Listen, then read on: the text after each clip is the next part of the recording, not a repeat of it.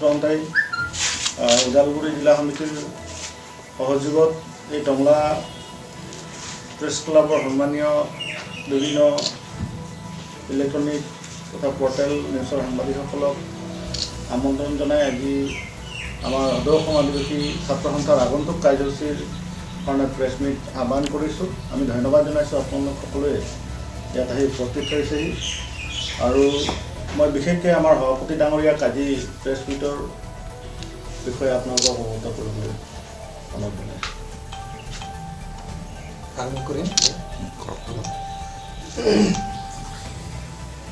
সৰ্বপ্ৰথমে মই ষ্টিফেন লাকৰাহুদ অসম আদিবাসী ছাত্ৰ সন্থাৰ সভাপতি আপোনালোকক সংবাদকৰ্মীসকলক টংলা প্ৰেছ ক্লাবত সকলোকে সংগ্ৰামী তথা জহাৰ অভিনন্দন জ্ঞাপন কৰিলোঁ।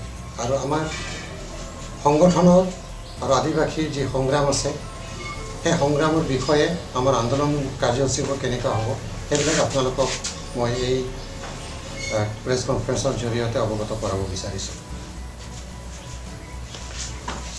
অসমত আমি ক'ব খুজিছোঁ, এইটো অভিযোগো নহয় আৰু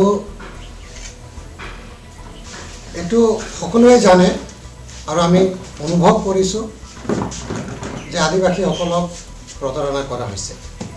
আগতো কৰা হৈছে কংগ্ৰেছৰ সময়ত, কিন্তু তাতকৈ বেছি এতিয়া বিজেপি চৰকাৰে আদিবাসী জনগোষ্ঠীটোক অসমত প্ৰতাৰণা কৰিছে। তাৰ উদাহৰণস্বৰূপে তেওঁলোকে ইলেকশ্যনৰ মেনিফেষ্টত তেওঁলোকৰ আছে যে 6 মাহত বিজেপি চৰকাৰ গঠন কৰিলে অসমত তেওঁলোকে জনজাতিকৰণ কৰিব আদিবাসীসকলক। কিন্তু সেই প্ৰতিশ্ৰুতি তেওঁলোকৰ ইলেকশ্যন যিটো প্ৰতিশ্ৰুতি কলৈ গ'ল। এতিয়া 6 মাহৰ কথা কৈছে, কিন্তু তেওঁলোকৰ এতিয়া 5 বছৰ উকলি যাব। গতিকে আমি ক'ব খুজিছোঁ অকল ৰাজনীতি ভোটৰ স্বাৰ্থত তেওঁলোকে এই প্ৰতিশ্ৰুতিটো তেওঁলোকে দিছিল আৰু তেওঁলোকে আমাৰ ভোট আদায় কৰিছিল। কিন্তু তেওঁলোকে প্ৰতিশ্ৰুতি ৰৈ গ'ল আৰু তেওঁলোকে কাৰ্যকৰী নকৰিলে। আৰু তাৰ কাৰণে ক'ব খুজিছোঁ তেওঁলোকে মিছলীয়া, বিজেপি চৰকাৰ মিছলীয়া, তেওঁলোকে যি প্ৰতিশ্ৰুতি দিছে এইটো কাৰ্যকৰী কৰা নাই।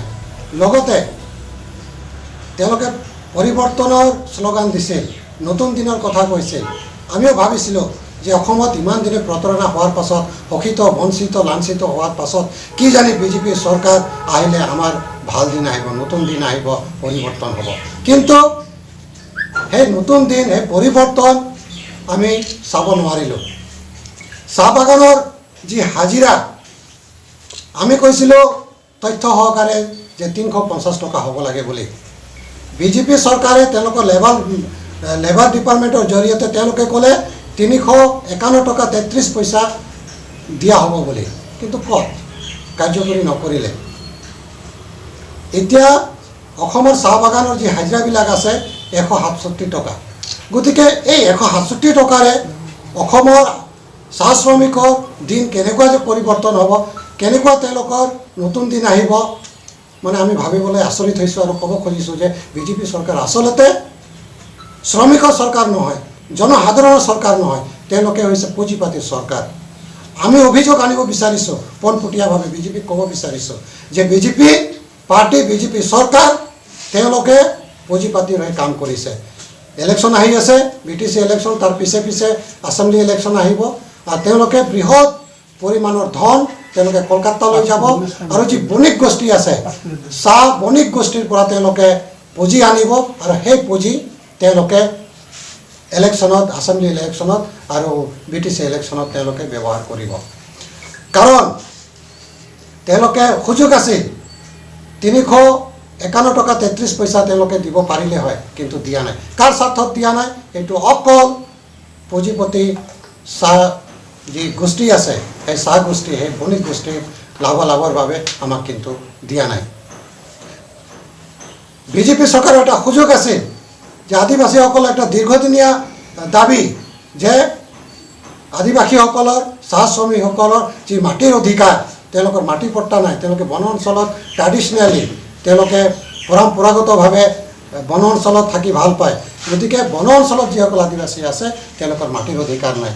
চাহ বাগানত তেওঁলোকে যুগে যুগে তেওঁলোকে চাহ বাগানত বসবাস কৰি আছে, কিন্তু যেতিয়া তেওঁলোকে চাহ বাগানৰ পৰা ৰিটায়াৰ হয় তেওঁলোকক সেই কোৱাৰ্টাৰ আৰু সেই মাটিৰ পৰা তেওঁলোকক উচ্ছেদ কৰা হয়, জবৰদস্তি তেওঁলোকক টালি টপলা বান্ধি তেওঁলোকক ওলাই দিয়া হয়। গতিকে তেওঁলোকে যদি ইমানখিনি কৰিব পাৰিছে, তেওঁলোকৰ শ্ৰমৰ বিনিময়ত তেওঁলোকে যিখিনি অসম ৰাজ্যৰ বাবে যি ৰেভিনিউ তেওঁলোকে আনি আছে, অসমৰ যি পুঁজিত অৱদান আছে, কিন্তু তেওঁলোকৰ আজি মাটিৰ অধিকাৰ নাই।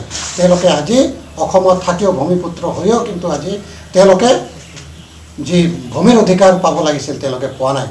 আদিবাসী এৰিয়া যদি চায়, চাহ বাগানত কিন্তু অকল ছিংগল টিচাৰে মানে স্কুল চলায়, আৰু সেই যিবিলাক চাহ বাগানত স্কুল আছে সেইটো এতিয়ালৈকে কিন্তু চৰকাৰীকৰণ হোৱা নাই, LP স্কুলবোৰ।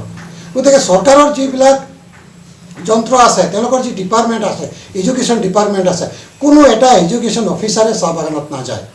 আৰু তাৰ বাবে তেওঁলোকে মালিক পক্ষক যে তেওঁলোকে মানে কম্পেল কৰিব, তেওঁলোকে যে আইন মানিবলৈ যে বাধ্য কৰাব, সেইটো কিন্তু পৰা নাই। আৰু তাৰ বাবে বাগানৰ স্কুলবিলাক মানে মালিক গোষ্ঠীৰ হাতত অৰ্পণ কৰি দিয়া হৈছে। তাৰ কাৰণে আমি ডিমাণ্ড কৰিছিলোঁ যে বাগানত কিয় অকল LP স্কুল আছে, আদিবাসী অঞ্চলবোৰত কিয় অকল LP স্কুল আছে, তাতে কি তেওঁলোকে ME স্কুল কৰিব নোৱাৰে, আপগ্ৰেড কৰিব নোৱাৰে, হাইস্কুল কিয় কৰিব নোৱাৰে? এতিয়া ইতিমধ্যে 119টা স্কুল BJP চৰকাৰে তেওঁলোকে ঘোষণা কৰিছে, কিন্তু আমি ক'ব খুজিছোঁ সেই ঘোষণাটো ঘোষণাই থাকি যাব, তেওঁলোকে কাৰ্যকৰী নকৰে। কাৰণ ইয়াৰ আগতে 119টা স্কুল তেওঁলোকে দিয়াৰ আগতে BJP চৰকাৰে কৈছিল, BJPয়ে কৈছিল যে আদিবাসী অঞ্চলত তেওঁলোকে 100টা ৰেচিডেঞ্চিয়েল স্কুল, আৱাসিক স্কুল দিব। কিন্তু 100টা আৱাসিক স্কুল, 100টা ৰেচিডেঞ্চিয়েল স্কুল, যিটো তেওঁলোকে কৈছিল যে নৱোদয়া টাইপৰ স্কুলটো হ'ব, ৰেচিডেঞ্চিয়েল হোষ্টেল, কিন্তু সেই নৱোদয়া টাইপৰ স্কুলটো কিন্তু তেওঁলোকে নিদিলে।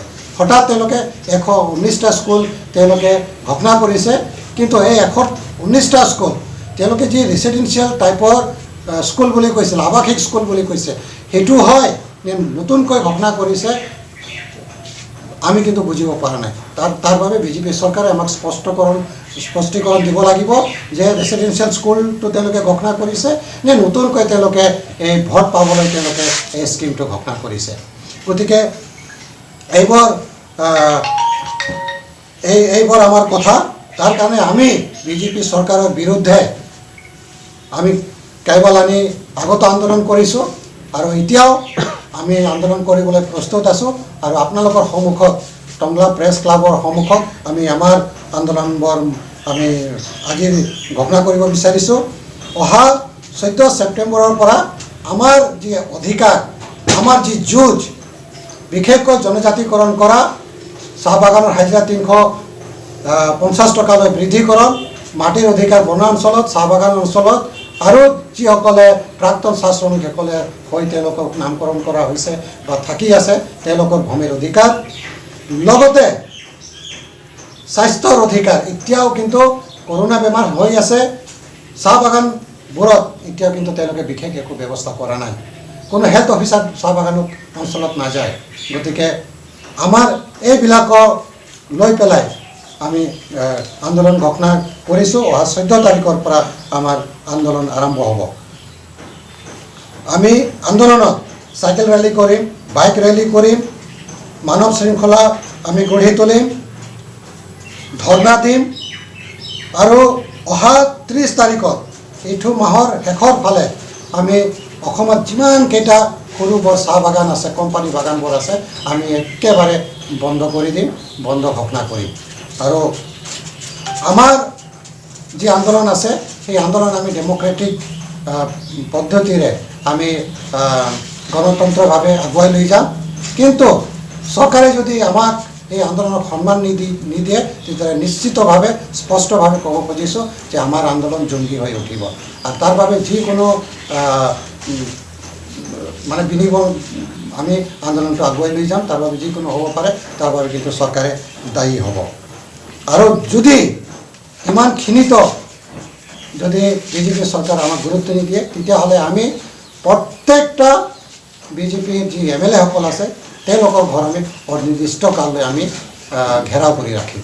তো এইবিলাক হৈছে আমাৰ আন্দোলনৰ ঘোষণা।